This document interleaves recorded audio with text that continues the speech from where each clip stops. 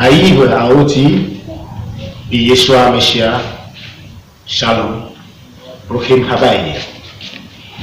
Frères et sœurs, dans le nom tout-puissant de Jésus-Christ, je vous dis salut et bienvenue dans notre micro-programme. Shema Israël. Comprenons, comprends Israël. Ce texte qui est écrit dans le Devarim, Parachesh, Pasuk, Arba, ou encore le Deutéronome chapitre 6, verset 4, est exactement la phrase et elle inaugure la prière que les enfants d'Israël récitent chaque jour, matin et soir, pour se rappeler que l'Éternel, notre Dieu, est un. Dans ce micro-programme, nous aurons pour habitude d'étudier des mots dans notre langue hébraïque pour comprendre la quintessence, l'essence véritable des mots qui se trouvent dans la Bible, afin de comprendre le dessein véritable de ce que le Seigneur voulait nous enseigner lorsqu'il exprimait ses paroles au travers de ses serviteurs. Et en ce matin, nous allons commencer par une phrase.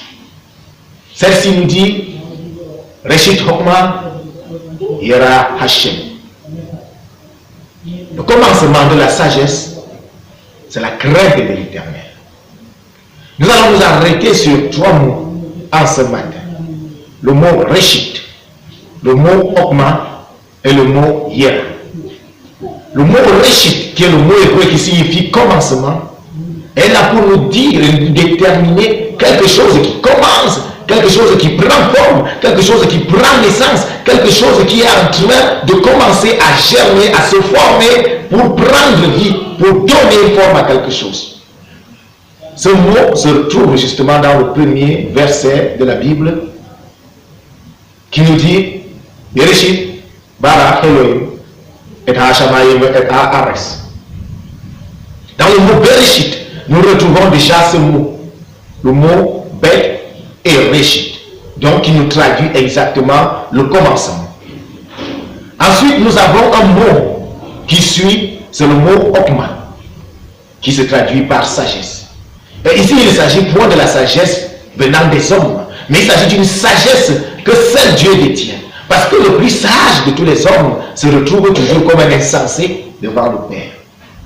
La sagesse qu'on appelle ici Hokma est celle qui descend du ciel pour venir nous éclairer, pour venir illuminer notre esprit, pour venir illuminer notre conscience et nous rappeler que nous ne sommes que de passage en ce bas monde et que chacun d'entre nous doit rechercher premièrement dans sa vie à retrouver celui qui est son créateur, le Père éternel, celui qui est le détenteur de la sagesse. C'est ainsi qu'il nous avait dit dans le Proverbe 8, « Je suis la sagesse et je me place sur les bords de l'eau.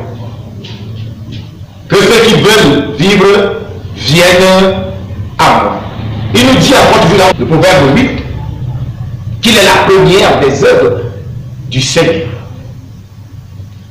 Après le mot Hokma, nous avons un autre mot, et ce mot, c'est le mot Yera. Un mot très important parce qu'il nous permet de comprendre quelle est la relation que nous devons établir avec l'Éternel des armées, c'est-à-dire la crainte. Yera Hashem.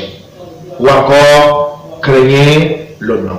Crains le nom. Pourquoi Hashem dans le langage hébraïque? Parce que vous savez qu'à la base, le tétragramme qui porte Yahvé était interdit de prononciation. Alors, dans la lecture quotidienne du livre, les Hébreux avaient remplacé Yahvé par Hashem. C'est pour ça que de manière vulgaire et de manière commune, il est dit Yera Hashem. Crains l'Éternel, ou plutôt crains le nom. Parce que le nom, pourquoi? Parce qu'il est le seul qui porte un nom véritable. Parce que ne peut porter un nom que quelque chose qu'on peut déterminer et qui doit exister, qui a un commencement et une fin. La crainte de l'Éternel est ce qui détermine la vie du chrétien.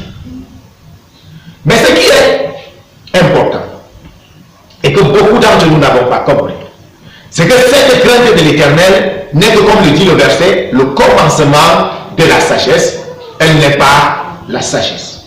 Pour parvenir à la sagesse, il faudra ajouter autre chose, un autre mot hébraïque, le mot ahab, qui signifie amour. C'est quand on parvient à ahab, c'est-à-dire à l'amour, que l'on parvient véritablement à la sagesse. En ce matin, donc, nous avons appris 3 mots. Le mot réchit, le mot okma et le mot hira. Les 3 mots mis ensemble nous permettent de comprendre que l'Éternel mérite d'abord d'être craint et que l'Éternel est celui qui détient la sagesse et que le commencement de la quête de la sagesse est ce qui nous permet de revenir à celui qui est le fondateur de toutes choses, c'est-à-dire l'Éternel. Frères et sœurs, c'est ainsi que s'achève notre programme de ce matin.